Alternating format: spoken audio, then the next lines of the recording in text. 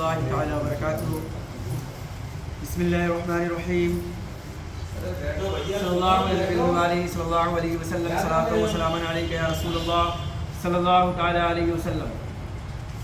ہر جمعرات کی طرح اس جمعرات کو بھی رئیس جامعہ حضور وقار ملت پیر سید سبت حیدر صاحب زیدی سیدہ نشین خانقاہ عالیہ قادریہ برکاتیہ کے حکم پر آپ کے محلے کی مسجد میں ہم جامعہ رسول کے 3 افراد حاضر ہوئے ہیں، اور ہمارا آج کا جو موضوع ہے وہ سلوک کرنے کا بیان ہے۔ سلوک یعنی برتاؤ،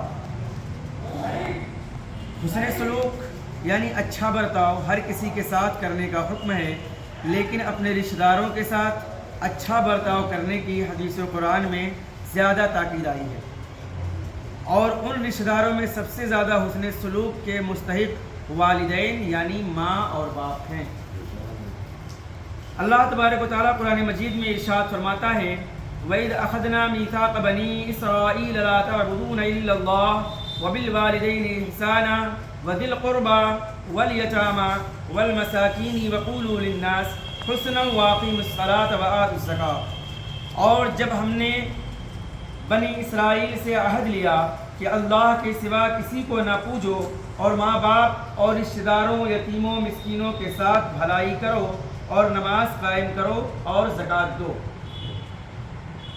دوسری جگہ قرآن مقدس کا ارشاد ہوتا ہے وَوَصَّيْنَا الْإِنسَانَ بِوَالِدَيْهِ حُسْنًا وَإِنْ جَاهَدَاكَ لِتُشْرِكَ بِمَا لَيْسَ لَكَ بِهِ عِلْمٌ فَلَا تُطِعْهُمَا۔ ہم نے انسانوں کو ماں باپ کے ساتھ بھلائی کرنے کی وصیت کی، اور اے انسان اگر وہ تجھ سے کوشش کریں کہ تم میرا شریک ٹھہراؤ ایسے کو جس کے بارے میں تمہیں علم نہیں، تو ان کی اطاعت نہ کرنا۔ صحیح بخاری و مسلم میں حضرت ابو ہریرہ رضی اللہ تعالیٰ عنہ سے روایت ہے کہ ایک شخص نے عرض کی یا رسول اللہ، سب سے زیادہ حسن صحبت یعنی احسان کا مستحق کون ہے؟ ارشاد فرمایا تمہاری ماں، یعنی ماں کا حق سب سے زیادہ ہے۔ انہوں نے پوچھا پھر کون؟ حضور نبی کریم صلی اللہ علیہ وسلم نے پھر ماں کو بتایا۔ انہوں نے پوچھا پھر کون؟ ارشاد فرمایا تمہارا والد۔ یعنی سب سے زیادہ جو حسن سلوک کا مستحق رشتہ ہے وہ ماں کا رشتہ ہے، اور ماں کے بعد اگر کسی کا رشتہ ہے تو وہ باپ کا ہے۔ یعنی والدین، ماں اور باپ کے ساتھ اچھا سلوک، اچھا برتاؤ کرنے کا قرآن اور احادیث ان دونوں میں ذکر آتا ہے۔ ترمذی شریف کی حدیث ہے کہ رسول کریم صلی اللہ تعالیٰ علیہ وسلم نے فرمایا پروردگار کی خوشنودی باپ کی خوشنودی میں ہے، اور پروردگار کی ناراضگی باپ کی ناراضگی میں ہے۔ یعنی ماں باپ کی خدمت کرنا اور ان کی فرما برداری کرنا اللہ رب العزت کے راضی ہونے کا سبب ہے۔ جو اپنے خالق حقیقی کو راضی کرنا چاہے پہلے اپنے والدین کو راضی و خوش رکھے، اسی میں خالق کی رضا ہے۔ دوسرا پہلو جو ہے آج ہمارا اولاد پر شفقت، یہ تو رہا بچوں کے تعلق سے کہ بچے لوگ اپنے ماں باپ کے والدین کے ساتھ کیسا حسن سلوک اور کیسا برتاؤ رکھیں۔ قرآن و حدیث کی روشنی میں نے آپ کے سامنے بیان کیا، لیکن اب آتا ہے معاملہ ماں باپ کی ذمہ داری اور ماں باپ کی شفقتیں کس طور پہ ہونی چاہیے۔ تو کہتے ہیں جس طرح اولاد کے ذمہ والدین کے کچھ حقوق ہیں، ایسے ہی والدین کے ذمہ اولاد کے حقوق ہیں۔ حضرت ابو ہریرہ رضی اللہ عنہ فرماتے ہیں کہ رسول کریم صلی اللہ علیہ وسلم نے ارشاد فرمایا باپ کے ذمہ بھی اولاد کے حقوق ہیں جس طرح اولاد کے ذمہ باپ کے حقوق ہیں۔ احادیث میں اس کی بڑی فضیلت آئی ہے۔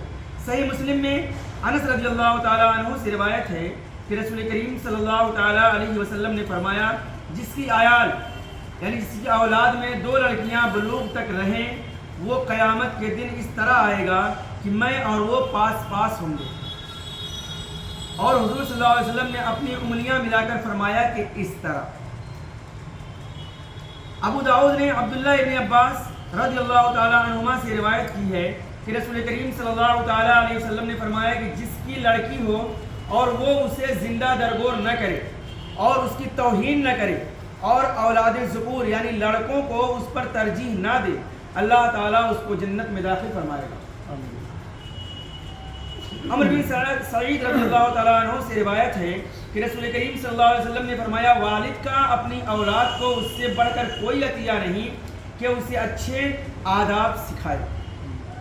باپ اپنے بیٹے کو اچھے آداب سکھائے, اچھے طور طریقے سکھائے, یعنی علم سے اسے آراستہ و پیراستہ کرے. ابن ماجہ نے انس رضی اللہ تعالیٰ عنہ سے روایت کی ہے کہ رسول کریم صلی اللہ تعالیٰ علیہ وسلم نے فرمایا اپنی اولاد کا اکرام کرو یعنی عزت کرو اور انہیں اچھے آداب سکھاؤ. ابو امامہ رضی اللہ تعالیٰ عنہ سے روایت ہے کہ رسول کریم صلی اللہ علیہ وسلم نے فرمایا جو شخص یتیم کے سر پر محض اللہ کے لیے, خالص اللہ کے لیے یعنی اللہ کی رضا کے لیے ہاتھ پھیرے تو جتنے بالوں پر اس کا ہاتھ گزرے گا ہر بال کے مقابل میں اس کے لیے نیکیاں ہیں. اور جو شخص یتیم لڑکی یا یتیم لڑکے کے اوپر احسان کرے میں اور وہ جنت میں اس طرح ہوں گے دونوں انگلیوں کو ملا کر اللہ کے رسول نے فرمایا. لہٰذا آج کے موضوع میں آپ نے اولاد کے ذمے جو ماں باپ کا حق ہے اس کے تعلق سے سنا, قرآن ہم نے پڑھا اور حدیث مبارکہ سنائی.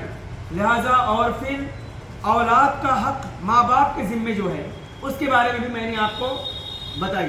لہٰذا ماں باپ کو چاہیے کہ اپنے اولاد کی تربیت بہترین طریقے سے کرے. ایسا نہ ہو کہ لڑکی کو کم جانے اور لڑکوں کو زیادہ عزت دے, زیادہ مان جان کرے. ایسا کرنے والا شخص مسلمان نہیں ہو سکتا, ایسا کرنے والا شخص ایک مسلمان نہیں ہوگا. لہٰذا جتنی عزت بچوں کی جاتی ہے لڑکوں کو کی جاتی ہے, جتنی محبت جتنا لاڈ پیار بچوں اپنے بیٹوں کو کریں اتنے ہی لاڈ پیار اپنی بچیوں اپنی بیٹیوں کے ساتھ کریں. یہ اللہ کے رسول صلی اللہ علیہ وسلم کا فرمان ہے. اور اولاد کے لیے ماں باپ کا سب سے بڑا تحفہ اور عطیہ کیا ہے کہ اپنے بچوں کو بہترین تعلیم دیں, ادب سکھائیں اور ان کی تربیت بہترین طریقے سے کریں. یہ ماں باپ کے ذمے ہے. اور اولاد کے ذمے یہ ہے کہ وہ اپنے ماں باپ کے ساتھ میں اچھا سلوک اچھا ویوہار کریں. یہ قرآن اور حدیث آپ کے سامنے جو میں نے پیش کی اس کا مفہوم یہی ہوتا ہے. اور جو اس پر عمل نہ کرے, جو اس کے برعکس یعنی اس کے الٹا کرے تو وہ سمجھ لے کہ اللہ اور رسول کی ناراضگی مول لے رہا ہے, اور جس سے اللہ اور رسول ناراض ہوں اس کا ٹھکانہ جہنم ہے. اس کا دنیا میں جس سے اللہ اور رسول ناراض ہو جائیں نہ اس کی دنیا سنور سکتی ہے اور نہ اس کی آخرت سنور سکتی ہے. لہٰذا جو اللہ اور رسول کی نہ مانتا ہو وہ اپنی دنیا بھی خراب کر رہا ہے اور اپنی آخرت بھی خراب کر رہا ہے. میں دعا کرتا ہوں اللہ تبارک و تعالیٰ سب سے پہلے مجھے پھر آپ سب کو اس پر عمل کرنے کی توفیق عطا فرمائے. اللهم ربنا تقبل منا انك انت السميع العليم وتب علينا انك انت التواب الرحيم. اللهم ربنا آتنا في الدنيا حسنة وفي الآخرة حسنة وقنا عذاب النار وقنا عذاب القبر وقنا عذاب الحشر وقنا عذاب الدين وقنا عذاب الدارين بحرمة جد الحسن والحسين. اللهم إنا نسألك أن ترزقنا علما نافعا وفهما كاملا وطبعا زكيا وقلبا صفيا حتى نعبدك بعلم لك ولا تهلكنا بالجهالة مولا ولا تهلكنا بالجهالة مولا ولا تهلكنا بالجهالة برحمتك يا أرحم الراحمين. لا إله إلا الله محمد رسول الله.